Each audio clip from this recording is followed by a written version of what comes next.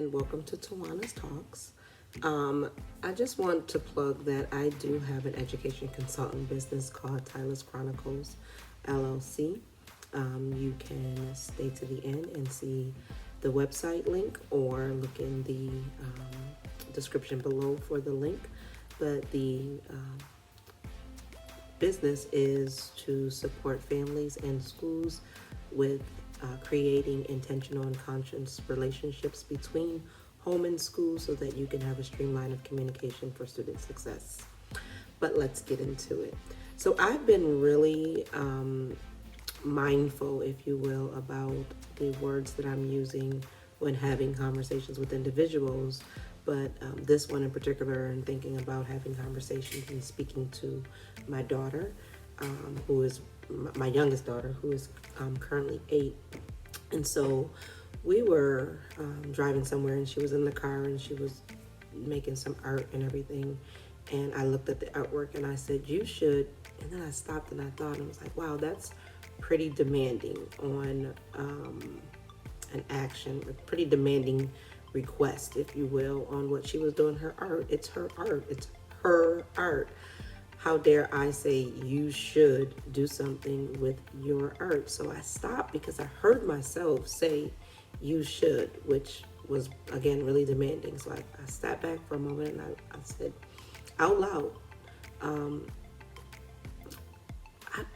I shouldn't say you should with your art. What could I say instead of saying you should?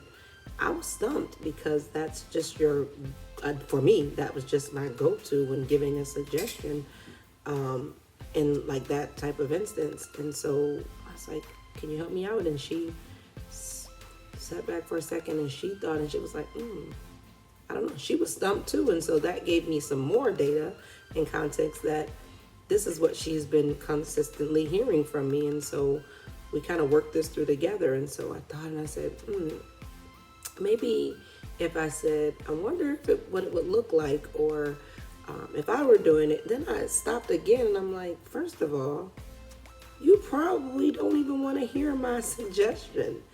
Who am I to have to give you a suggestion about your art?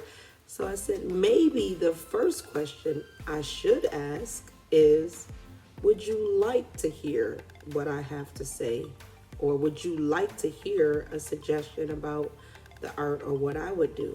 I said, because then, and these are the things I said out loud to her so she can hear me processing this, and with intent that she starts to develop this process as well of mindful conversations and conscious thinking and things of that nature. So I said, would you even like to hear my input about your art or my suggestion? And I said, because you could say no, and that could be the end of the conversation. You could say, "No, I don't want to hear it." And I can't be mad. It doesn't matter that I'm mom or I'm older or I'm an adult. She is entitled to her opinion because she is a person. Hear me. Children are people, and they are entitled to their feelings, to their desires, to their thoughts. And I don't think that it would be disrespectful for her to tell me that she wasn't interested in my input about her art. She was expressing herself in a creative manner. If I wanted to give some input, I feel like I should have asked if she would even, desire my input, because my input may not matter, because she could have her way of wanting to do that art, and she could say, "Yeah, I'll take your input," and not use it. That's up to her. Or she can actually say, "Actually, no, I don't want it," because she already has something, or just doesn't want it. And I would have to accept that. So I said, would you even like to hear my input? Let's start there. And, she said, fortunately, she's so loving. She said, "Sure." But then still had to go from there and said, if I were doing that, or I wonder what it would look like if you did this, or whatever. And then she said, "Yeah, no, I'm not going to do that." It's perfectly fine. Thanks for listening.